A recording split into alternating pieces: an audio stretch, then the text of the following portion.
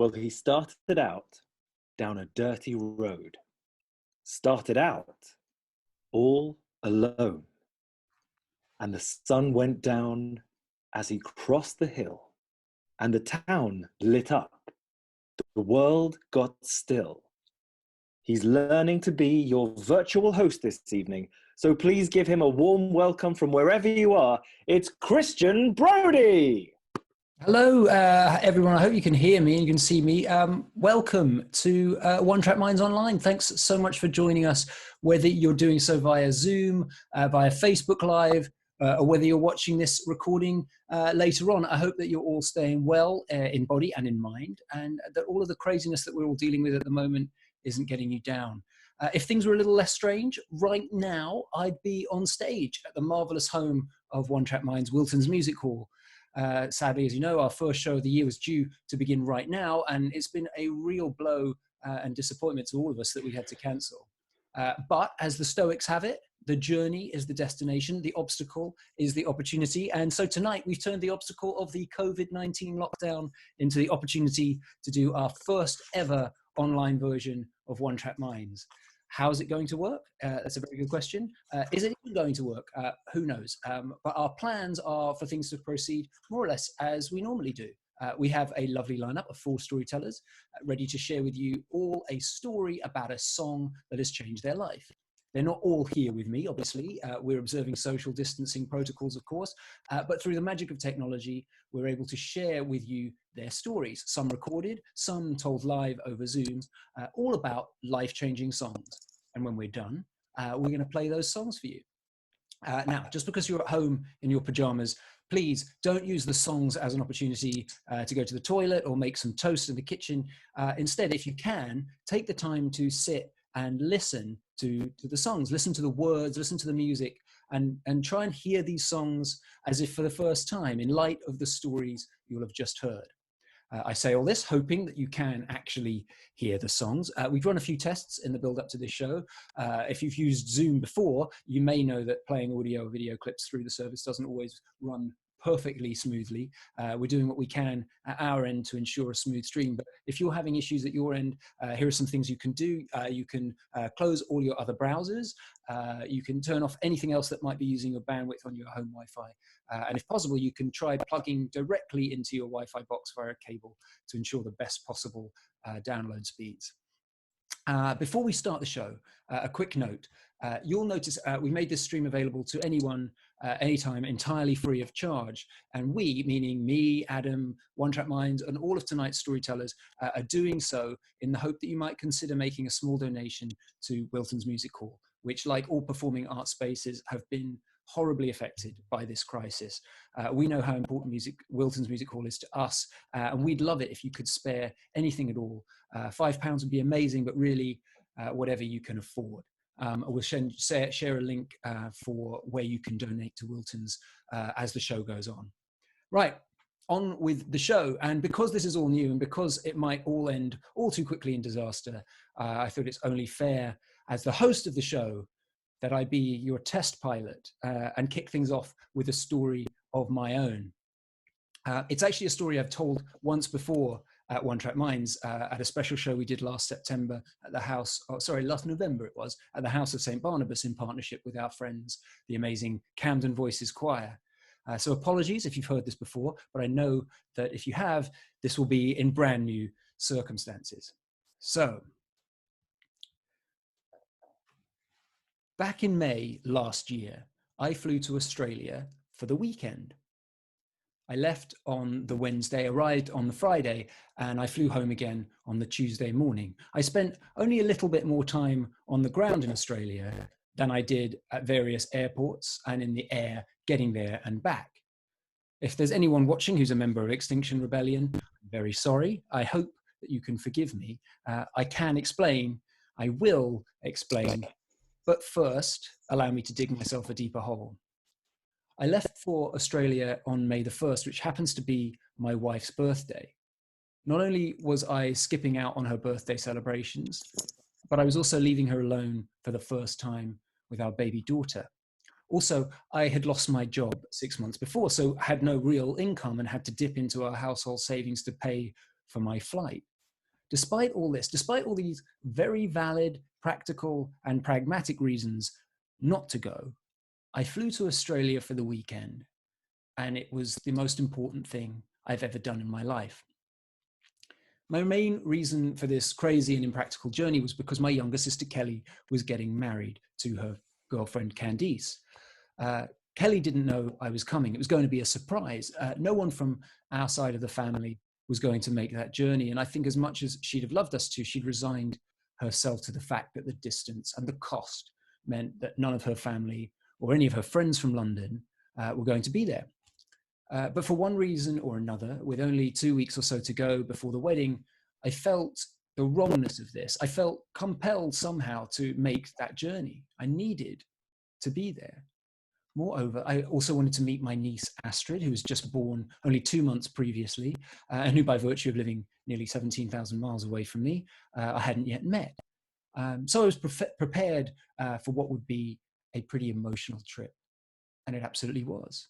Seeing my sister for the first time in over a year, surprising her the day before her wedding and watching her get married to the woman she loves, meeting my niece for the first time ever, who was only 2 months old. And even though my own daughter was only a few months older than her, I couldn't believe how small, how fragile she was. These were moments I'll never forget, beautiful moments and well worth the cost of the flight on their own. But what made the trip so important, so genuinely life-changing for me, was another factor in proceedings. You see, Candice's father, Terry, was dying. He'd been diagnosed with stage 4 esophageal cancer 6 months prior to the wedding. And by the time the wedding came along, he was very obviously nearing the end.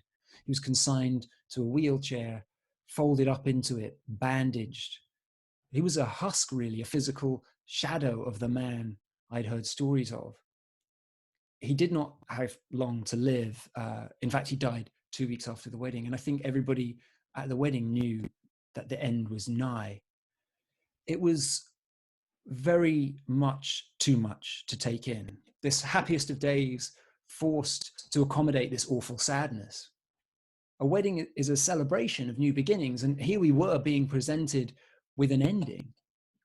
At the time, I honestly didn't know how to respond to this at all. It was like being pulled in two emotional directions, torn, as it were, at the heartstrings. I was exhausted from my trip, and by the time the wedding came around, I was a little bit drunk, and so my capacity to calmly accept and embrace everything I was feeling was somewhat impacted. But even so, this was a lot to take in. I'd never experienced anything like this before. I didn't really know how to behave, how to hold myself. And so I went with the tide, and I joined in with the drinking, the dancing, the laughter, the stories of happier times as we all embrace the joy of being with people who we love, the joy of being alive. The next day, somewhat worse for wear and significantly hungover, I drove back to Melbourne alone in my little hire car, and I put on an album that I've been looking forward to hearing for quite a while. It was the new album by Vampire Weekend, and it had only just come out. It was released, in fact, the day before the wedding. Funnily enough, the album is called Father of the Bride. It's a bit of serendipity that I didn't connect with until much later on. I did eventually listen to the whole album, but for much of that journey, I got stuck on the first track, a song called Hold You Now. It's a really extraordinary song. It starts out as one thing and then suddenly bursts into something else, something unexpectedly, breathtakingly beautiful. It features as a chorus a sample of a beautiful hymn sung in Pidgin or Creole, a language of the Solomon Islands, a language that, funnily enough, I don't speak, I don't understand, but which nevertheless makes itself understood in a way that goes beyond the literal, beyond words, and which spoke to me even more powerfully as a result. I listened to that song, and then I listened to it again, and then I listened to it again and again. And between the beautiful voices and that gorgeous wordless chorus, I heard these words repeated at the end of each verse. I can't carry you forever, but I can hold you now.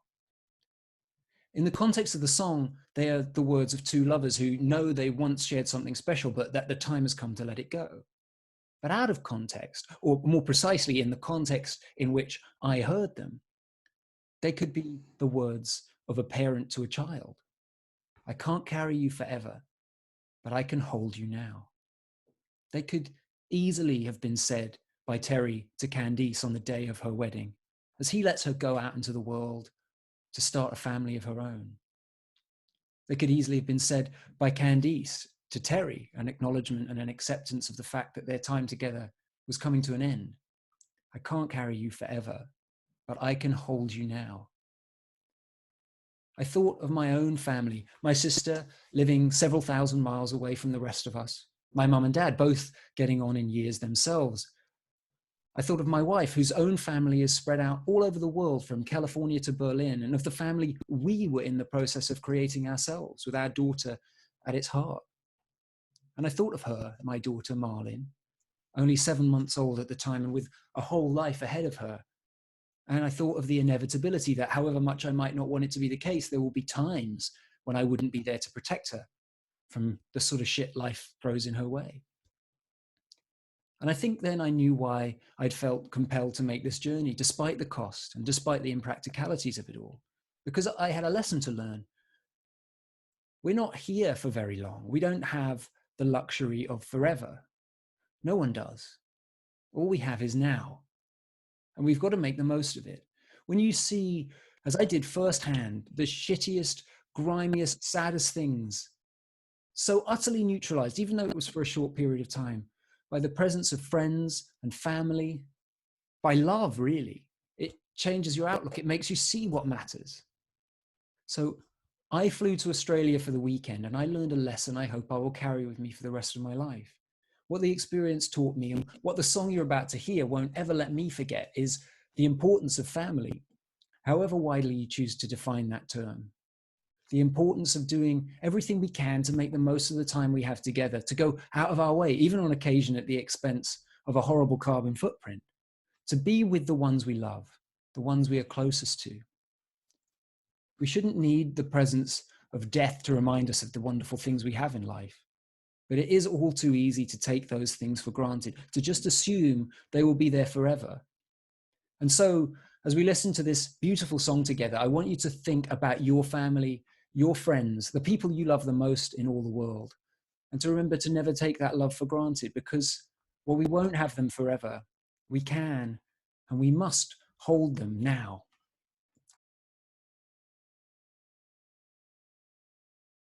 That was Hold You Now. It was written by Ezra Koenig with a sample of the song God You Take 'Em Leif Blong Me, composed by Hans Zimmer and Gavin Greenaway.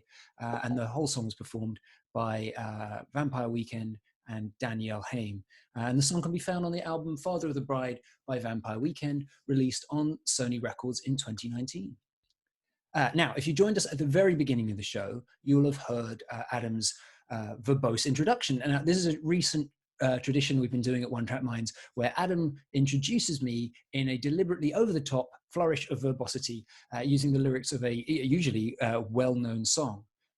When we do the show at Wilton's, what we normally do is, at the interval, we ask our audience to shout out the name of the song and the artist who originally recorded it. And whoever comes up with the name first, we give them a drinks token to be redeemed at the bar at Wilton's.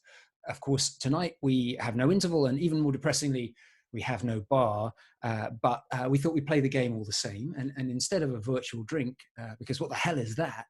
We thought we'd offer up a pair of tickets to the next OneTrackMinds show at Wilton's on the house to the first person who correctly identifies the song from Adam's verbose introduction. And you can enter the competition by sending us a tweet to our Twitter handle, which is at @1_trackminds. So tweet us at @1_trackminds with your answer, and the first person to do so will give you a pair of tickets to our next show, which will hopefully be in July, once all of this madness is beyond us.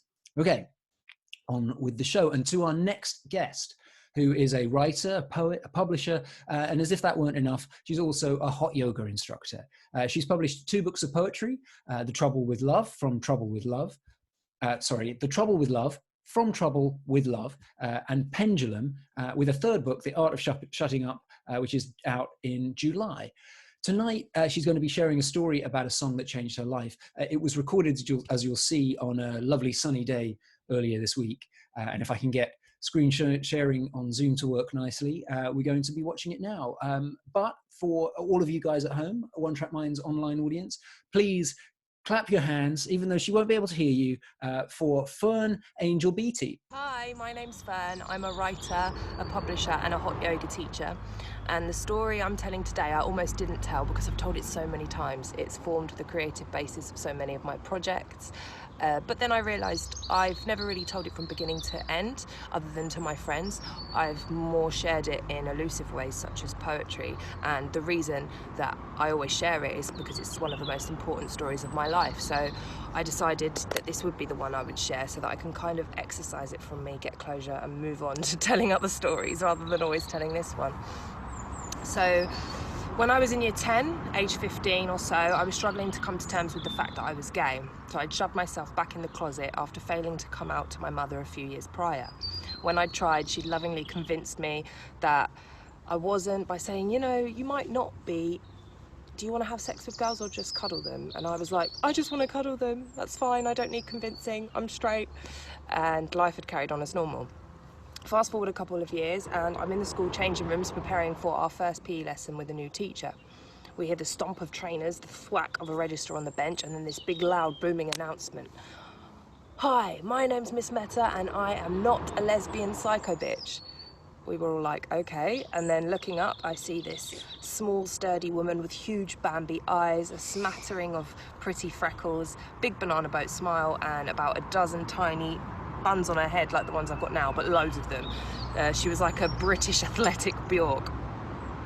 She was the age that I am now, and knowing the bitchiness of teenage girls, must have been immediately determined to rid herself of the dyke PE teacher stereotype and demand respect from the start. And I want to reiterate, she was straight. She told us she was going to start doing deodorant wipe checks, making us bring in deodorant wipes and signing them with a Sharpie before every class because teenage girls stink. She introduced dance to our school's timetable, a revolutionary act for a Catholic girls' grammar school. And the first thing she said to me was, I recognise you. Have we met before? I told her I was wondering the same thing, but we concluded that we hadn't, and aside from that, I was perfectly indifferent to her. But one day my mum came home from parents' evening and said casually, your PE teacher loves you. I asked what she meant. She said she sees something in you. You remind her of her at your age. This was funny to me because I didn't actually feel like we'd had many interactions or that she ever really paid attention to me in class. But I've always had a craving for the affection of aloof authority figures, so this started me on a long road of idolisation. Miss Meta was feisty and tough, and cracking these types of women open like a Fabergé egg until they loved me made me feel special. So the fact she'd taken a shining to me made my face light up. I went from not caring about PE at all to seeking her approval in every class. And I'm not sure what drew her to me, but she gave me a sense of responsibility that made me want to succeed. I remember little moments. The nod of encouragement she gave me when she caught me trying my own choreography to All That Jazz, made all the more embarrassing by the fact I was wearing one of those awful, cheap, plastic, glittery gold hats. The note in my form room register addressed just to me, asking me to put together a team of 14 girls for the Barnet Rounders tournament. I'd never cared for rounders until that moment, but when she gave me her lucky bat, I played so hard we managed to come second out of the whole borough. I loved her fiercely, and she knew I adored her. I think she may have even known in what capacity too, way before I did, despite the fact I was very nonchalant around her. Teenagers are often more transparent than they realise. Miss Meta nurtured my dance talent and reignited my childhood passion. When I was angry about being told off by another teacher, which was often the case as I was quite a naughty kid, I would sulk slightly in her lessons, wanting to confide in her and be validated. Unlike other teachers who'd leave me to it and let me sulk, she pandered to me in a subtle way, nicknaming me Trouble, asking how I felt and making little comments about me being her favourite, as if knowing I needed that from her. Now, Miss Meta was as clumsy as she is fiery. She once slipped on a non-slip mat, and our class never let her live it down. I bought her a Me To You bear covered in bandages that she kept on the dashboard of her car. The car that I used to check was in the car park each day before school, and whether or not it was would set the entire mood for my day. And one day it wasn't. She'd had a car crash on the way to school and suffered severe whiplash. She was okay, but had to stop teaching practical dance and focus on the theory. She taught us that if she stood on the right-hand side of the classroom, then it would engage the half of the brain that would ace our exams. But then I noticed she would stand on the left-hand side. That's the one that engaged our emotions. Loving her as much as I did already, I thought I was pretty much fucked, but I got an A. When she left at the end of year 11 to go to another school, she told me separately to the rest of the class because she knew how upset I'd be. She kept asking the others if I was all right. Me and a couple of my school friends helped Miss Meta coach netball to a neighbouring school down the road after she'd left. And when I became an adult, we became real mates and equals. She turned from Miss Meta into Nadine. But social media kidded me into thinking we'd kept in contact much more often than we had. We had one phone call in the 3 years that followed, a long overdue catch-up where she'd given me advice for my audition at The Place, the dance college she herself had attended. I'd decided on a career in dance. My adoration for her was steering my life. She provided a personal reference for me, which still makes me tear up reading it. A few weeks later, she texted me. We never texted. It said, "Let's meet for coffee in a few weeks. I have something to tell you." Nothing came of it. I guess we both forgot and were busy with our lives. But I still wonder to this day what it was she wanted to tell me. Anyway, about a month later, I got the random urge to text her saying, "Love you." You know when you're just doing something random like buttering your toast or washing your hands and you just get a wave of affection for someone, you're like, I have to tell them. So I knew that I needed to send it. Like I said, we didn't text, so this would have been out of the blue, but not out of character because I'm quite a loving person who tells people when they love them. Anyway, immediately my phone started ringing. It was her sister. My classmates and I had heard all about her sister. She loved her and was envious of her in that healthy sibling way, always telling us how her sister was the prettier and smarter one and better at everything. We'd console her that this could not possibly be true. Anyway, the infamous sister had called to ask who I was, because anyone who texts "love you" to Nadine's phone should know that she was in hospital. The very same car crash that had caused only minor injuries years earlier had led to delayed complications, and she'd chosen to take optional surgery.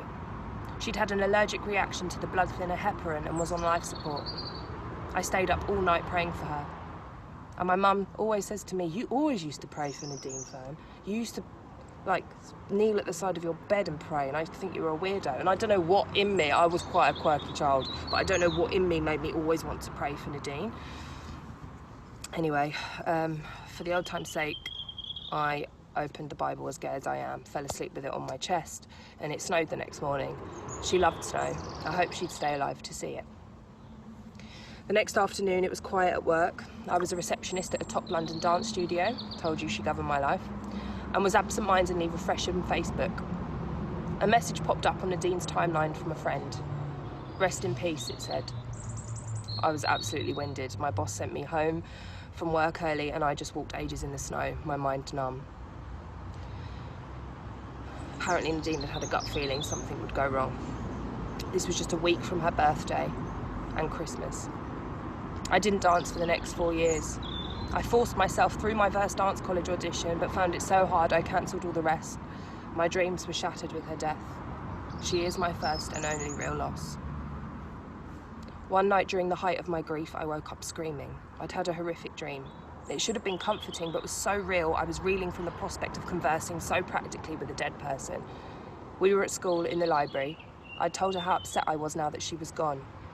She'd made her usual teachery face of affectionate exasperation at the petty plight of teenage girls and said, "I'll come and get you, but you've got ages yet."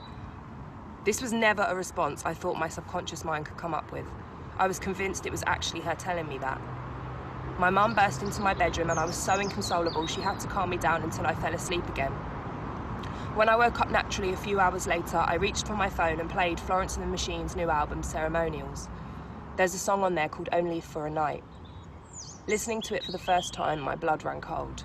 There was no coincidence I'd chosen to play it. You can count the similarities between that song and my situation. At the end, Florence sings, "My darling, my dear, my darling, tell me what all this sighing's about," which is essentially what Nadine was trying to tell me in my dream, trying to ask me.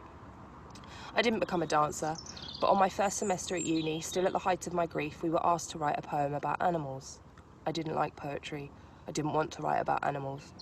I locked myself in my student accommodation and wrote my first poem, slowly and meticulously, detailing all the things I loved about Nadine and creating something beautiful from my despair. I wrote another and another. I went on to publish a book dedicated to her called From Trouble with Love. I fell in love with the process and wrote 2 more books about other loves. I started bereavement therapy when my counsellor told me your love for each other seemed so pure it could be bottled and flogged to the masses, a sentiment I still hold dear to me now. I became very close with her family. Her sister has come to my poetry shows. We meet up regularly and have now been friends longer than I've known Nadine, which is bittersweet. She's like a mentor to me and will sometimes give me stern advice, which has me asking if she is actually channeling Miss Meta, telling me straight like she did back at school. This year I founded an independent poetry publishing company called Write Bloody UK, encouraging people to write about the most bloody parts of their hearts, as it has the power to heal. Her father made the biggest donation to the company and is now the angel donor on all our authors' books. Instead of grief closing my heart, I've always kept it open through poetry and storytelling. I got a heart tattooed on my sleeve in her honour, as honouring the loss and the love that I feel for her, I have worn my heart on my sleeve. And by sheer accident, I trained to become a fitness teacher just like her, as I recently discovered a new passion for hot yoga. She ended up shaping my career in an entirely different way, but every major path my life has taken me down has been in some way forged by her. That's a real teacher. And I do believe her first words to me, "Have we met before?" were spiritual, as if we knew how important she'd become to me. We recognised something in each other, and this song gave me resolve to honour that connection for the rest of my life, particularly the line, "The only solution was to stand and fight." The people we love become such a huge part of our personality, and a lot of what I am today is because of my love for Nadine and my teacher, Miss Meta. So for all you teachers out there, don't underestimate the inspiration you can have over your students' lives, because it's something I still remember to this day and I will never forget. So I hope you enjoy the song. Please listen carefully to the lyrics. And on a side note, I'd also like to add my favourite colours at school were pink and gold, which is another reference in the song that I was just like, what? I could have written this. Was this made for me? Anyway, I hope you enjoyed my story and took something from it. Thank you. Hello, everyone. Sorry, I had myself muted like a fool. That was Fern Angel Beattie. Well done, Fern. The song was Only If For a Night. It was written by Florence Welch and Paul Epworth and performed by Florence and the Machine, taken from the album Ceremonials, released on Island Records in 2011. When she's not writing poetry or teaching hot yoga, Fern is the head of the UK independent poetry publishing house, Write Bloody UK. And as I mentioned in her intro, her 3rd book of poems, The Art of Shutting Up, is published in July this year. So to find out more about everything Fern gets up to, go to her website, which is fernangelbeattie.com. Okay, so quickly, before we move on, it's been mentioned to me on Twitter. Andrea Cook says that the Zoom feed didn't actually start until I'd already begun. So you may have missed Adam's verbose introduction and therefore not be able to enter our competition. So for a special occasion as this is, Adam is going to do it again, very weirdly, halfway through the show, just for the sake of the opportunity to win some tickets to our next show. So, Adam, if you will, take it away. Well, he started out down a dirty road. He started out all alone. And the sun went down as he crossed the hill, and the town lit up. The world got still. He's learning to be your virtual host this evening, so please give him another warm welcome from wherever you are. It's Kristian Brodie. There we go. So if you know what song Adam is referring to, what lyrics he has stolen from, then tweet us on Twitter at @1_TrackMinds, and we'll pick a winner to come to our next show for free at Wilton's Music Hall. And as I mentioned, Wilton's Music Hall, if you are enjoying the show so far, please consider going to www.wiltons.org.uk/support/donation to make a donation to that wonderful, wonderful institution. We're suggesting £5, but really anything at all that you can afford would be so hugely appreciated and will help keep that fantastic institution going throughout this difficult time. Right, on to our next guest, who is a writer, podcaster, and publisher. along with previous OneTrackMinds alumnus, Dan Kieran. He started the publishing company Unbound. I also found out today that he helped to create the hit TV panel show QI. He's also one of the hosts of the marvelous books podcast, Backlisted. I'm delighted to say that he's actually able to join us via the magic of modern technology, and he's here to tell a story about a song that changed his life. Please give a huge welcome to John Mitchinson.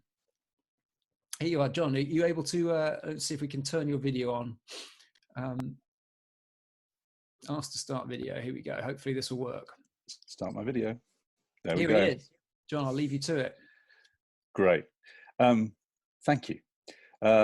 The song I am talking to you about this evening is a song called Sair, Fyeld, Hinny.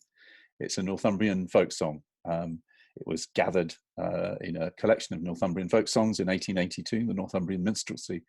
And the version of the song that you will hear later on is performed by Killen, one of the great northeastern folk singers, one of the great architects of the folk revival in the 1960s. And it's a song I first heard when I was about 7 years old. But the story really starts rather late in that. It's early 1990s, and I find myself at a dinner party in Dublin. And we've had an amazing evening. There's writers there. I was at that stage working as a bookseller, and I was in Dublin to go to the shop, the Waterstone shop, where I was working at Waterstones, and my friend was the manager of the shop, and we had a riotous night of drinking and storytelling. And then it got to the end of the evening, and it was my first experience of really being in Dublin at an Irish dinner party. And at the end of the evening, somebody stood up and sang, and they sang beautifully. It was an extraordinary woman singer. And then she turned to the next person and said, "The Noble Call." And the Noble Call is an Irish tradition at the end of a meal or at the end of an evening, where you ask and invite someone to sing a song. And that's what happened. Now, I could see the way this was going. I could see at a certain point I was going to have to sing, and like most English people, that's sort of not how we do it. You know, we sing perhaps raucously in pubs when we've had too much to drink, but we don't stand up and sing a song that we know. So I was immediately trying to think through my repertoire, and nothing was really there. And then something happened. At some weird point, I reached back deep into my past. The alcohol probably helped. And suddenly I sang this song, Sair, Fyeld, Hinny. It came out of my childhood. I didn't really, I kind of mucked around with the phrasing, the words, because obviously, as you'll hear, it's in heavy Northumbrian dialect. But I did sing the song, and it had an amazing effect. Everybody was silent afterwards. And then there was a huge round of applause and said, "Sure, I've never heard an Englishman sing a song like that before." So I was incredibly proud. But I was puzzled. I was puzzled about where it had come from. I was puzzled about why I'd wanted to sing it. I was also puzzled about why that song had lodged so deeply within me. Something, as you'll hear, it's an unaccompanied song. It's a song about an old man looking at a tree. Not the most promising material maybe, but the tree, possibly. Sair, Fyeld means sore failed, or possibly sore felled, and Hinny is just means friend. So, or woman. So it could be a female friend, it could be a male friend, it could be the man looking at the tree in a way as an externalization of his own life, and it's felled and is in front of him. Or it could be him looking at the tree thinking, "You're still going and I'm not. When I was young and lusty, I was bold and clear." Is in the first verse, and then suddenly he's 65. He's an old man looking at the tree. When I was 5 and 20, I was brave and bold. Now at 5 and 60, I'm both stiff and cold. And the final verse: "Thus said the old man to the oak tree, Sair, Fyeld is all, sin I ken thee. Since I knew you, everything is failed." So it is a song about, as you can guess, failure. It's about things not turning out right. But there's something about, as I say, something about Killen's voice, something about the accent that connected me right back to my family. My family are from the northeast of England, But I left there when I was very young. I left there probably when I was about 7 years old to move down south. And then when I was 12 years old, we went back, we emigrated to New Zealand. So I was doubly distanced from it. And I'd love to tell you that this song was a song that my grandfather told me when I was a boy, that the family spent every evening singing traditional folk songs together.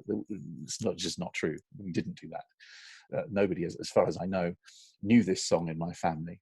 But then they were people who loved to tell stories. They were people who were immensely proud of the culture of the Northeast.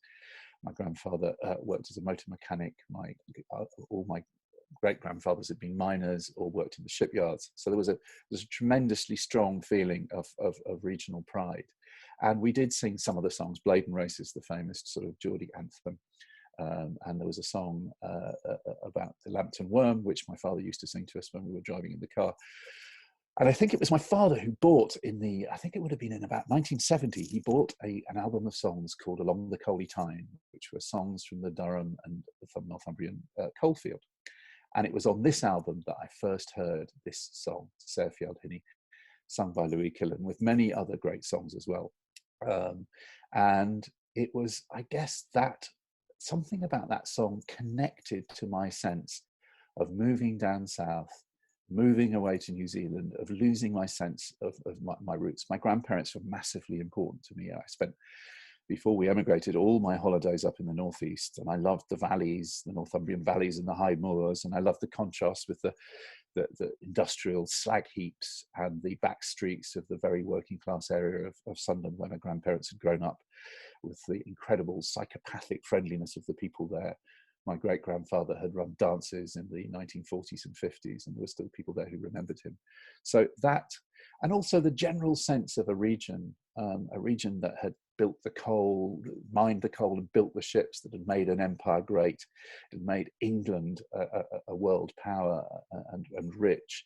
It had been where the railways, George Stephenson was an inventor. So there's a huge amount of culture around this area. And now those industries have gone. So maybe there was, in some part of me, there was a sense of longing, a sense of something that had been taken away. But anyway, I buried it deep within myself. I did went to New Zealand. I came back. I went to university. I've lived here now for the past 35 years. And it was only at this strange dinner party in Dublin that song suddenly swam its way back up to the surface. And I guess as a result of that, how did that change me? I changed because I thought I never want to be in that situation again where I don't know the words to the song.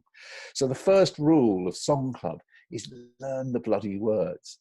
So I found the album. I found my dad's old copy of Along the Coaly Tyne, the album where I'd first heard Sair Fyeld Hinny, and I taught myself 3 or 4 of the songs that I remembered from being a kid. And I learnt them and I sang them. And I sang them wherever anyone was singing songs. I sang them at bars late at night. I sang them at hotels in Frankfurt at the Frankfurt Book Fair. I entertained American publishers with them.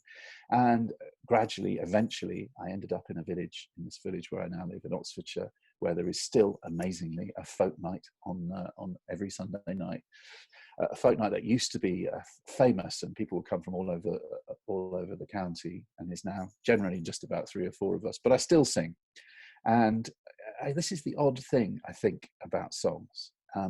There's definitely a personal connection in this song for me. Definitely some connection, a sort of mycorrhizal connection with my past and my childhood. But when you're singing a song, it's not really that. It's not really about you. It's the oddest thing. I think songs can be the most intensely personal expressions of yourselves when you're singing, of something that you want to say, but they're also that sense of being connected to everything else. And one of the great things about folk singing is that other people sing them along with you.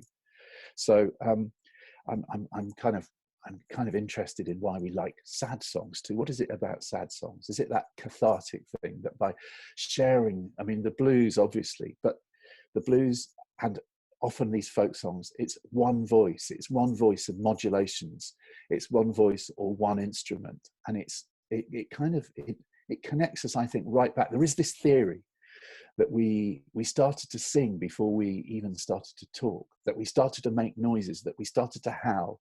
There's a wonderful book called The Singing Neanderthals by Stephen Mythen that says that we learnt to howl because we wanted to keep the hyenas away from our food, that we were in early human civilization, singing was an act of self-protection. But I think it's probably just simpler than that. It's just simply feeling our chests vibrate, feeling our lungs fill with air, making noises. And you can kind of get that there's something elemental about the way Louis Killen sings this song that I think connects us to that very, very simple expression of what it means to be human. Anyway, you've got to learn the words was the thing that I learned, and I did learn the words. And I would say, if you don't learn the words, you'll end up like every other person who ever tries to sing a song in public. How many nights have you spent slouched against friends in that uncertain hour before closing time? You get to that point in the song, the third verse of American Pie, and nobody can remember the words, and you're hunched over your iPhone trying to find the lyrics. It kind of loses something, or then it all just disintegrates into a dirge-like version of Hey Jude. No, learn the words and learn how to sing them, and learn the inside of a song, even a really simple song like this. So that's kind of that ability, honestly, that ability to turn your body into an instrument, or to stand in a full pub, where everybody is singing along and harmonizing after several pints. It's one of the most life-affirming, beautiful things I know. And it doesn't matter how stupid you feel doing it, it's worth doing it. And this strange little Northumbrian ditty that was gathered in 1882, nobody knows who wrote it, nobody knows why it was written. That's what this song gave me. But there's another little tiny bit to the end of this story that I wanted to tell you. Louis Killen, who's singing the song, as I say, he was a great staple of the folk music scene in the 1960s. And it's easy to be rude about folk. It's easy to be rude about the beer and the beards and the folksy kind of Vic and Bob, Mulligan and O'Hare kind of cliches, polo necks and fingers in the ears. And indeed, Louis Killen did sing with the Clancy brothers. But I discovered an amazing thing researching this song, that Louis Killen died in 2013 at the age of 79, and a few years before he died, this kind of bearded singer of bawdy sea shanties put himself forward for gender reassignment operation, and ended his life as Louisa Joe Killen, still singing. His voice hadn't changed much, still singing, but in a dress with a wig and a makeup. It's just an astonishing story, and it somehow brings this, what could easily be just a bit of quaint 1960s folk, right back into now, into the things that we're all thinking about now, about identity and how we express ourselves and gender. And I guess that's the great joy of music. He said, "My survival is based on how audiences respond to my singing and stories. When I connect, I can't even describe the charge I get." And I like to think that Louisa Joe Killen, that charge is what gave him and now her the bravery to make that change. Sair Fyeld Hinny, as you're about to hear, is a song about getting old. It's a song about failure. Now, the 7-year-old me didn't know that, but somewhere in me, I felt it was about something important. And when I hear Louis' voice, I realize I still do. We fail, we keep going, we remember, and songs help us do all those things at the same time. But please, learn the bloody words. Thank you.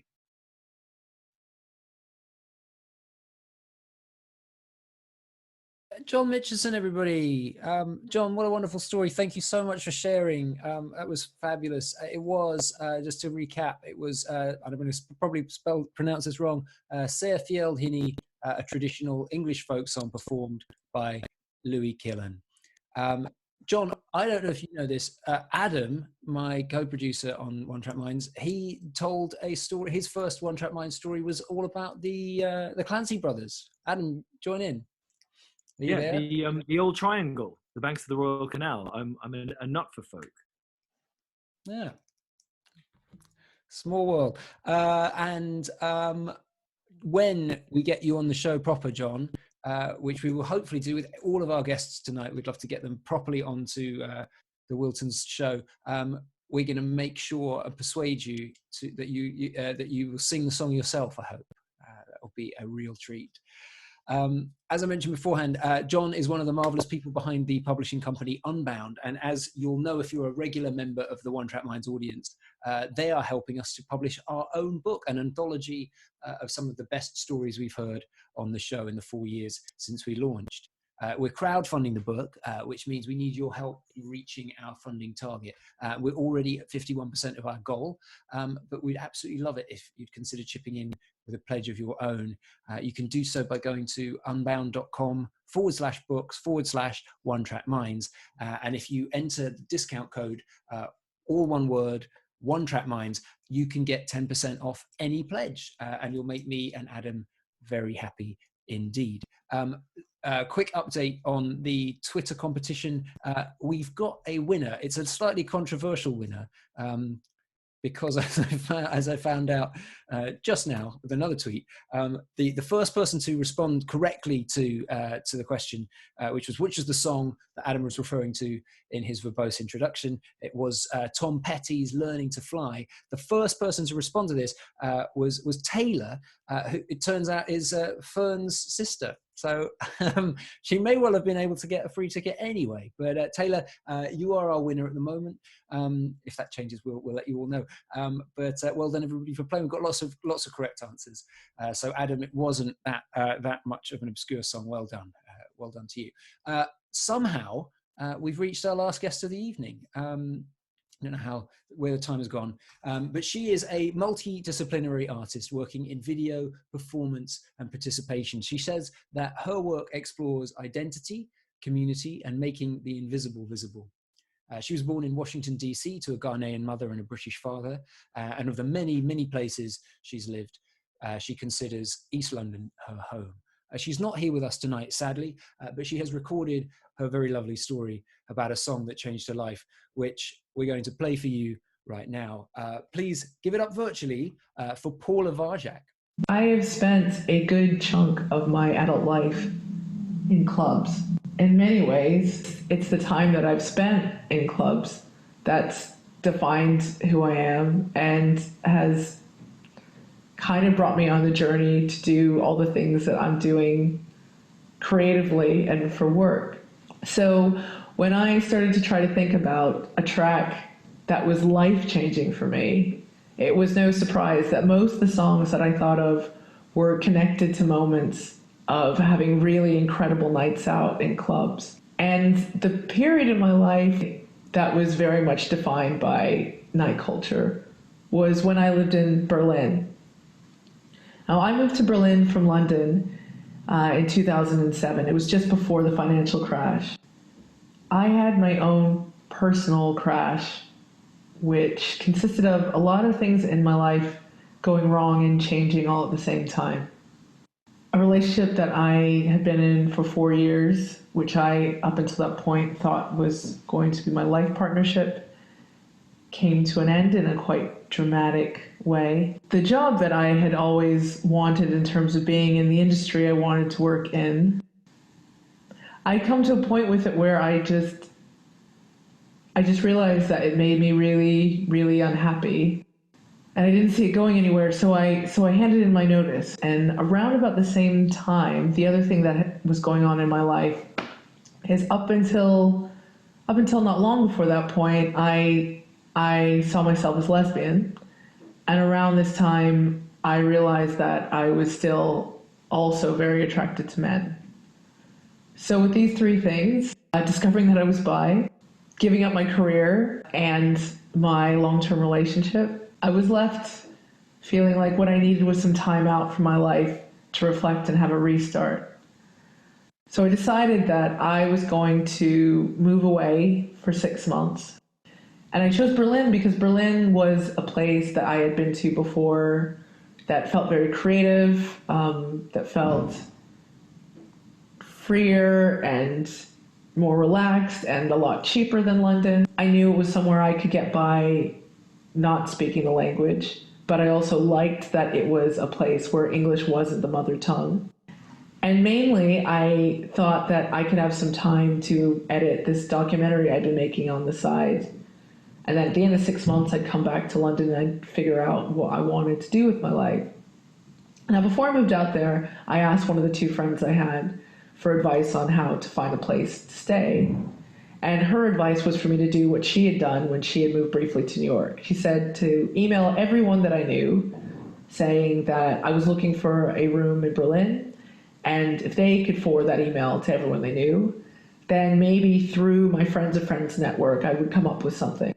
And out of many, many emails that I sent that were forwarded to many, many other people, not one of them turned up with a room. But there was one person who I barely knew. She was a musician whose music I was really into. I often went to her gigs. And her boyfriend had lived in Berlin. And he sent me this list of what became like my little black book of contacts. And yeah, none of them had access to a room, but all of them had access to different parts of the city. There was one person who was a fashion designer. There was another person who ran an independent shop who also did events. Someone else did film screenings. And most fatefully, one of them was half of a DJ duo. Every night they had these different bar gigs. And so I would go, I'd hang out with them, sometimes behind the DJ box, depending on how big the bar was, sometimes just hanging on the other side of the table. It was also really handy because they got free drinks. That also meant that I got free drinks. And we hung out like this for a while. And then after like many weeks of this, one day they were packing up their gear and we're having drinks. And they said, Paula, have you ever heard of Berghain? Now, Berghain is this really iconic techno club. And actually, I hadn't heard of it at that time before. I wasn't particularly that interested in techno. But there was something about the way they said the name Berghain that made me immediately understand that this was an adventure they were inviting me on. And I took a moment and said no. And then they looked at each other and they said, I think she's ready. So we cycle out to this building, which I can only describe as being kind of like, it's not as big as the Tate Modern, but it has that kind of vibe of being a former power station or something. And there's a really, really, really long queue coming up to it. And the next thing I noticed that everyone in the queue is really, really silent, with the exception of tourists. And as we get closer and closer to the door, the queue gets quieter and quieter, and the vibe is more and more tense. I notice my friends aren't chatting anymore. They're just waiting, and they're fixated at the security guy. And he's gigantic and ripped and tattooed and multiple pierced. And I'm just seeing him like turn person after person away. And finally he comes to us, and we just stand there. I notice my friends aren't saying anything, so I go silent too. And the bouncer gives us a kind of cursory look, and then sort of half nods, and then we walk through. And once I go inside, the first thing I remember is just all of this space and darkness and noise and these huge metal stairs. And it is really the temple of techno. It feels twice as big as the biggest rave I've ever been to my entire life, and that's just the opening to the first room. It seems to just go on and on and on. And at some point, I probably lose my friends for a bit and reconnect. It's one of those kind of nights. And then I kind of lose track of time. Definitely because various substances were involved. Maybe that I had taken with my friends, maybe with other people I'd encountered. I'm really not quite sure. But what I do remember is eventually I'm still there and it's morning. And I know that it's morning quite suddenly because in the top floor, in this connected club called Panorama Bar, they have these special electronic shutters that the DJ, or I guess whoever's in charge of the lighting, is able to control. And so what it means is, just as everyone is coming up and excited and the beat is building, a tiny little flash of daylight is able to be put in by these shutters being opened and closed really fast, and everyone is just screaming. And then I look at the time, and I can't remember what the time was, but I know it was something like way later than I would ever imagine to be still in a club, like 8 or 9 o'clock in the morning. And I immediately just think, I need to go home. So I head for the door, and then I run into one of my friends, and he's like, "Where are you going?" And I say, "Well, I mean, I'm going home." And he says, "What? But where do you have to go?" And I say, "Well, it's like 9 o'clock in the morning. I mean," and then I look behind me at the dance floor, and everyone is just going for it. They look like they're having the best night of their lives. And then I look back at the door, and people keep coming in, like they just keep arriving, and no one seems to be leaving. And then suddenly it occurs to me that I don't have a job anymore. I'm not in a relationship. I don't really have anywhere I need to be or anywhere I need to go. I'm staying with a friend of a friend, but she's not going to care when I come home. And so I turn around and I smile at my friend. We go to the bar and we have a drink and we stay. But it doesn't end there. It goes on into the next day, where we then, in the afternoon, go to a kind of outdoor after-hour club. We're there the whole day until it's nighttime again. And then just as we're leaving, and I'm sure this is the point we're going to go home, I realize that my friends are now suggesting we go to this other club.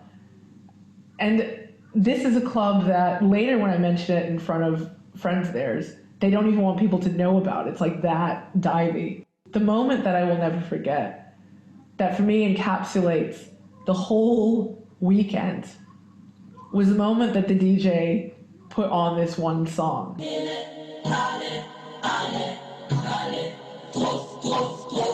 The song was Drei Tage Wach by Lutzenkirchen. I apologize for my German to this day. It is still terrible. I didn't know much German then either, but I knew that the title meant 3 days awake. And suddenly, everyone around me is up on their feet, pumping fists, singing along with this song.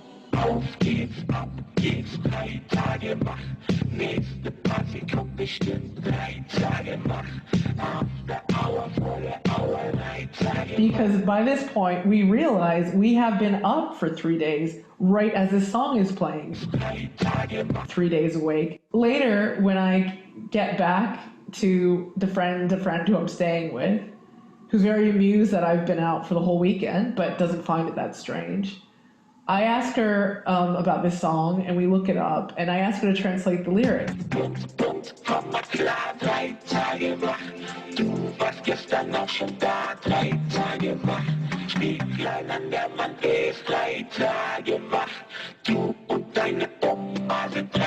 She's like, "Oh God, it's just nonsense." And every time I try to ask any of my German friends to explain it to me, they either give me the same response or they just say, you don't really need to know the lyrics. Finally, when I hear the English version of the song,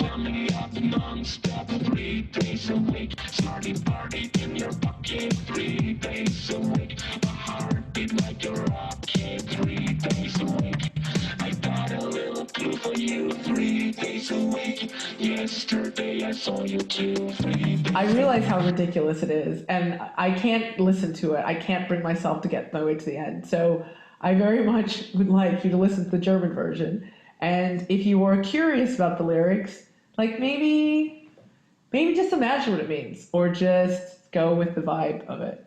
I guess the thing is, like, when I think about this song, it makes me think of just fully giving in to escape, to excess, not having any sense of control, not having any sense of direction, and not seeing that as something wrong. Thinking of a time when I am surrounded by hundreds of people in a nightclub really close, right now in this moment, feels like a really important memory to hold. Okay, well, how about that? That was a way to end the show. That was, and I'm definitely going to get this wrong, Dry Tage Wach, and this is not going to help me either, by Lutzenkirchen. I'm sure that's wrong. Anyway, Paula is currently working on her latest project entitled I, Melania, with her usual collaborator, Chuck Blue Larry. And you can find out everything she is up to by going to her website, which is paulavarjack.com. And on there, you can sign up to her newsletter, which is well worth doing. Somehow, that's our show. I don't know where the time has gone. I have actually no idea if you're still watching us. If you are, thank you so much. It looks like we've gotten away with it again. Somehow we made it through and we couldn't have done so without you. If you enjoyed tonight's show, we are going to be back again at the same time next week, Friday, April the 3rd, for another edition of OneTrackMinds Online. We're featuring 4 new stories from Rob Poynton, Steve Chapman, Nell Frizzell, and Rebecca Humphreys. And if that goes well, we'll try and do the same thing the week after that, and on as long as this craziness lasts. To stay in touch with us and stay in touch with everything that we do, why don't you sign up to our newsletter? We send it out every week on a Friday. You can do that at our website, which is onetrackminds.uk, or you can email us info@onetrackminds.uk. Please consider pledging for our book. If you've not done so already, please throw some virtual coins in the direction of our friends at Wilton's Music Hall. The website again, wiltons.org.uk/support/donations. I don't want to get all Bob Geldof on you, but give them your fucking money. Okay, before I go, some quick thank yous, as always, to my friend and co-producer Adam Shakinovsky, to our guests tonight, Paula Varjack, Fern Angel Beattie, and in person to John Mitchinson, and to all of you for watching. Stay safe, stay well, stay happy, and as the French say, and as I've taken to saying, courage. Until next time, all the best. Bye-bye.